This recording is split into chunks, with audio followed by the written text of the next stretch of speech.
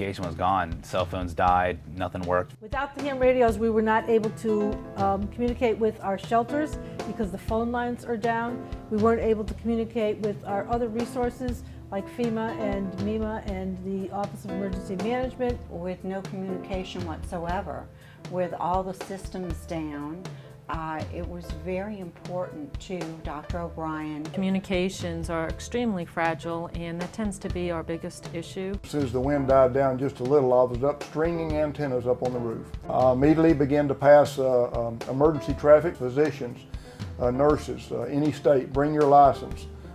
We need medical supplies, additional vaccines, tetanus. I was handling HF traffic, emergency traffic, and a lot of it. There were requests for rescue. There were still people trapped in dormitories at some of the universities in New Orleans. I handled a lot of emergency traffic there.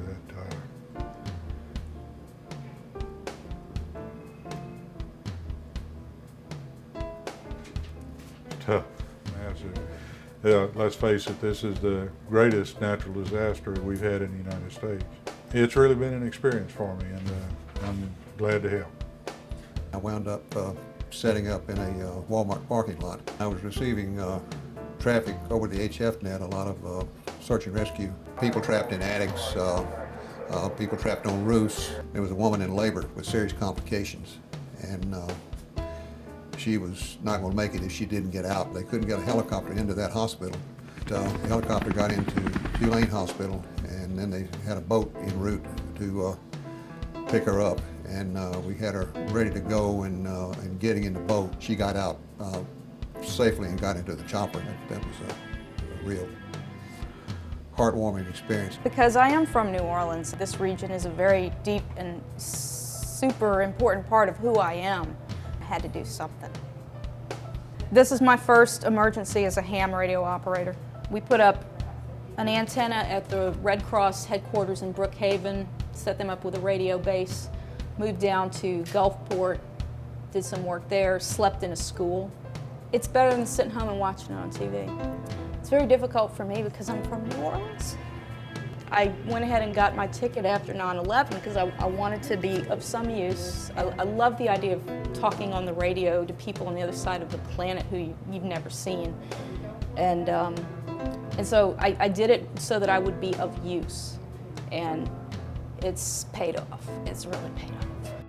It was such a relief to myself and Dr. Muller and Dr. Bryan to have Mike and all those people out there that helped to communicate with him.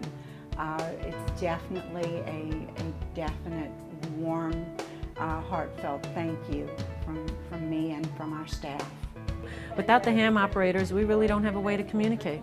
And I'd like to say to the ham operators that helped us with this hurricane that they have been a wonderful asset. They've always had a smile on their face, they work really long, hard hours, and they were there to support us in every way that they could. So I say a heartfelt thank you from the shelter members, from the staff, and also from the Red Cross.